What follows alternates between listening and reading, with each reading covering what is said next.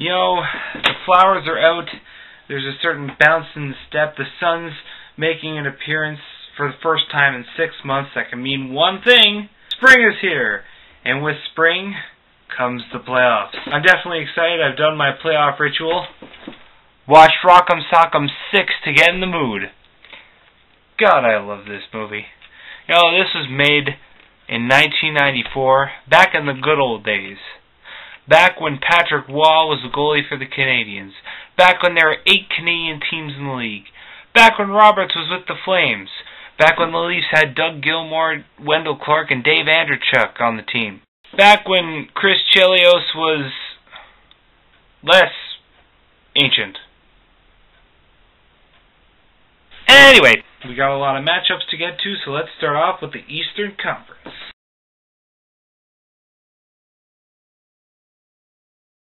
Boston versus Montreal. Oh boy. You know, Montreal was in real danger of missing the playoffs earlier. They barely crept in, and Boston's been one of the hottest teams all year. I really don't give Montreal a ghost of a chance in this one. Now, normally I would cheer for the Canadiens because in the playoffs I tend to let go of the Leaf rivalry fever that I had during the regular season and just cheer for a Canadian team, except the Senators. But I posted a previous video that was a message to Habs fans. I posted it as a joke, and the Canadians all came on and screamed at me like that I had just murdered their parents. So, you know what, Canadians, you ain't getting my support.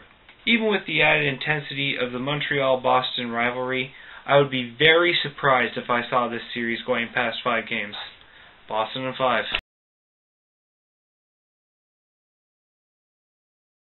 Washington versus the New York Rangers. You know, Washington's got all that young talent on their team. Ovechkin, Semin, Green.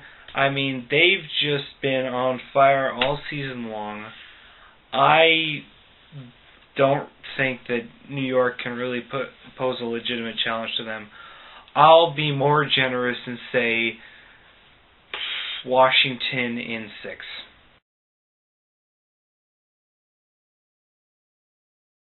New Jersey versus Carolina. Now, Carolina has been hot down the stretch. They did win 8 of their last 10 games of the season, so they could pose a legitimate threat. But New Jersey's been one of the hottest teams in the league since Martin Brodeur's return. So I'm going to give this to New Jersey in 6. Ooh, final matchup in the Eastern Conference, and probably one that's going to be the most exciting. Pittsburgh versus Philly. You know, these guys met up in the conference finals last year, and it was a chippy affair. Pittsburgh's got the talent of Evgeny Malkin, Jordan Staal, and of course Sidney Crosby, with Marc-Andre Fleury in net. But Philadelphia also has Jeff Carter, Mike Richards, and a supporting cast that includes Daniel Briere, and of course the overall team toughness. I'm going to give this one to Philly in 7. Moving on to the Western Conference.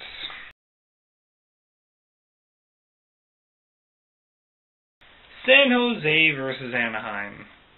A lot of people I've heard are predicting an Anaheim upset in this one. Now, people are saying Anaheim because Anaheim seems to have a decent defense. True, but it's going to take one hell of a defense to put a dent in the San Jose offense. I really don't see them beating San Jose, especially not in the first round. San Jose has only improved since last year. In this one, I take San Jose in 5. Detroit versus Columbus. Now, this is Columbus's first playoff appearance, and as a result, a lot of the people on the team are playoff rookies. You have Steve Mason, who's in his first year in the league, Rick Nash, who, although he's had a few years in the league, has never had real playoff experience, and dozens of others on the team who really can't have no playoff experience, and that makes a huge difference. Steve Mason is going to need to keep up his stellar play to give Columbus a chance. I don't see it happening, though. I'm going to take the Red Wings also in 5.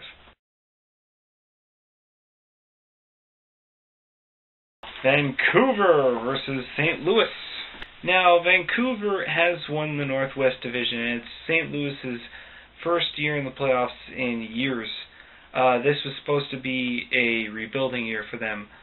This is going to be not much of a surprise. With Vancouver having Sundin and the Sedin twins up front, along with Luongo backstopping them, I take Vancouver in 6.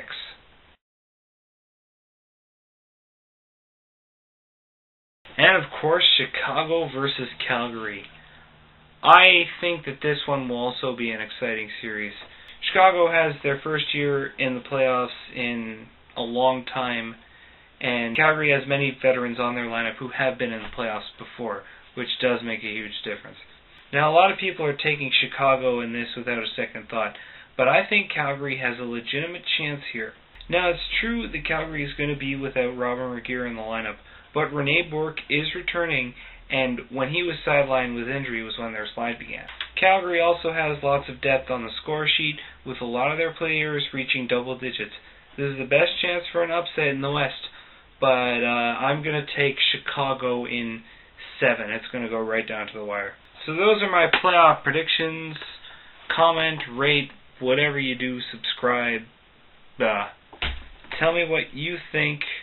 You might disagree with me, but I think the first round is pretty cut and dry. Check back with me in a week, and we'll see how the playoffs are shaping up. And when the first round's over, I'll give you my second round predictions. Thank you very much for watching, and go Flames go. Or really any other team, Canadian team aside from the Canadians.